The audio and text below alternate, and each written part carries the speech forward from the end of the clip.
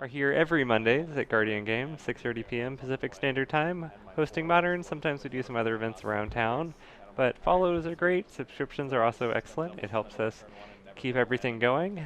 We pay for stuff out of our own pocket, and so if you happen to have Amazon Prime and you want to throw us $2.50 with that subscription, that's always awesome and helps us try to keep the ball rolling here. And we appreciate everyone hanging out in chat and talking and watching Magic. It's Yeah, what we love like to having do. y'all here. Have a great time meeting up on Mondays, getting to watch some Magic.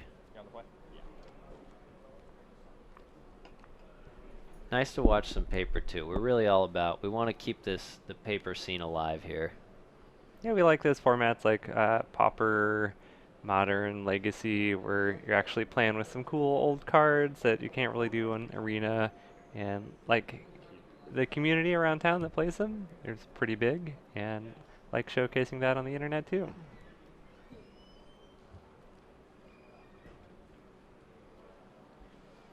It's like we got a mulligan for Justin here. And I believe Gabrielle kept a one-lander. I think he had a fetch, Bloodstained Mire. The hand looked okay. I do feel like this Suicide Zoo deck performs best at 2 lands, maybe 3, 2 to 3. So I imagine he's hoping to draw into another land. The combo is takes 3 lands to do the whole become immense team or battle rage thing in one turn. Right. I wish I was gonna legal. I don't. But I mean, I didn't play during the winter, but now I'm part of the Eldrazi scum, so it's like, yeah, I bottomed it. Okay. I'll fetch this up. Sure. And Gabrielle's gonna fetch down to 17. Starting off maybe with the Thoughtseize. We'll find out. Does Justin have... I thought I saw a Chalice in Justin's hand. That is a very good card in the matchup, so... Oh, we get a Swiss Beer coming in for 1. It's interesting to see what 1-drops Suicide Zoo plays. Pretty much settled on Swiss Beer. Back in the day, it would play some other things like Step Links, even Loam Lion sometimes. Curd Apes. There's been some fun, like, Ren and 6 lists running around that have brought back the Step Links and some of those other landfall. Oh, I like that combo. creatures. That seems cool. Yeah. Inquisition fired off. We see 2 Matter Reshapers, a Trinisphere, Chalice of the Void, and Eldrazi Smasher? Smasher. Reality Smasher. Reality Smasher.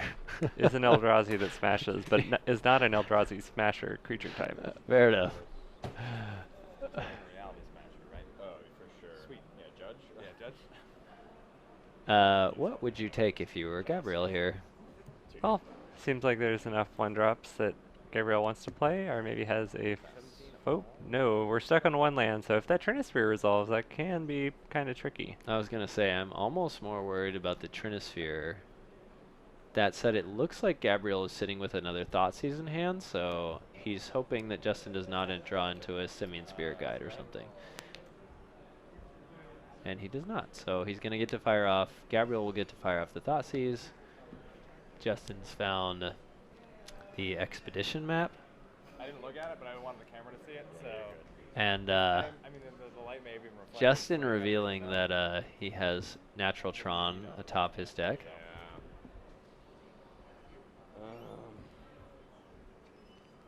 It's a real bummer knowing what I know. Yeah. Drawing the map, that was awkward for me, though.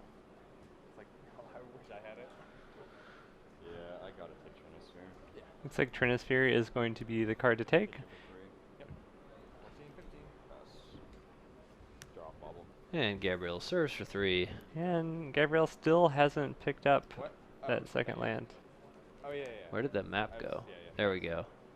Justin, just knowing that he had Tron wrapped up on the top of his deck, was just feeling like he should have had to use that map for it. But no, sometimes Tron just finds itself. So I kind of like the 2 Matter Shapers here, right? Yeah. Once they get Tron, I kind of just tune out and stop thinking about lines and just feel like Well, there's always an option of playing the Smasher, but I feel like this enables you to next turn be able to crack the map to go get another tower and then play Smasher plus maybe something else. oh yeah, you're just on you're well on your way to Value Town if you're Justin. You're 100% double blocking this Swift Spear no matter what happens. And yeah, that one land keep is not really paid off. We did talk about it. The deck, while it feels like the deck should be great with, there's a ton of 1-mana threats in this deck, but it really wants to be double spelling and quickly emptying its hand, and that's not something that it can do on one land. And it does not have Faithless Looting or any other cards to kind of find additional lands. Yeah, I am fine. I've played a fair amount of Suicide Zoo, and I'm fine personally with a one-land keep if I have at least 2 other cantrips going on, especially if it's something like a Mishra's Bauble where you can like pseudo scry if you have that in a fetch land. But to have a one-land keep with just hand reception spells, it's maybe a questionable keep there, at least in how I've had experience with the deck. And we're cracking the map. With 1 colorless floating. That seems Blasto. like a decent pickup. Yeah, it's pretty solid. And then I'm going to use the 1 floating and tap the mine and crack Blasto. All right. But if you like.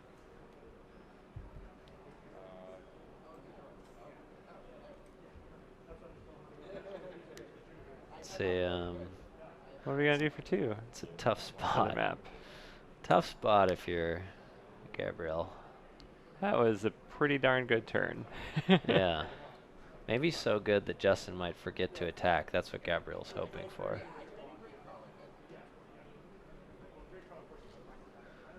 Or if you're Justin, do you just not even worry about attacking? Do you literally just kind of wait to try and kill Gabriel? I'm attacking. Okay, you're fine. You're fine with Gabriel playing a Death Shadow. Still feel like you can win, because like when you put this Death Shadow deck, whoa.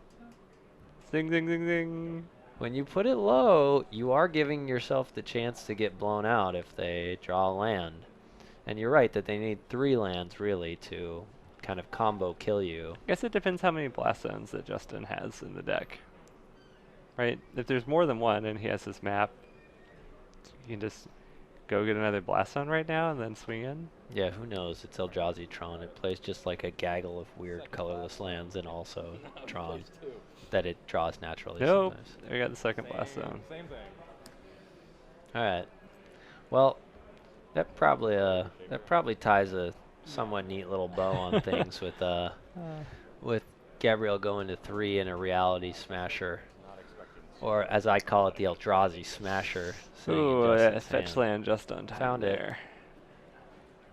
Well, I Got a guess light- he's good to go now. Well, it depends what basics we have in the deck. I don't think we're gonna have basic mountain though. Probably not, and that's Nope. pretty much what you need to survive here. Yep, because you got basic mountain to block, and then you got a lightning bolt.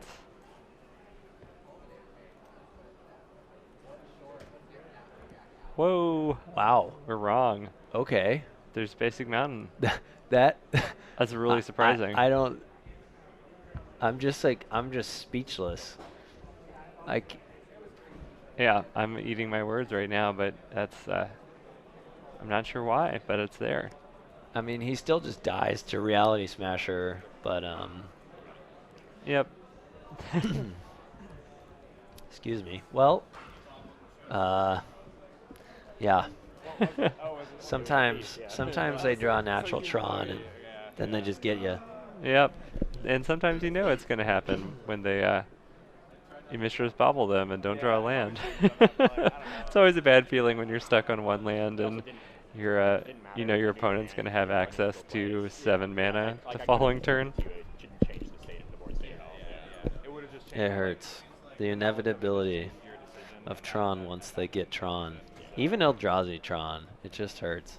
Although that said, I do think this deck is very well positioned right now, as I think that being able to play early chalices on 1 is quite good against the GAC.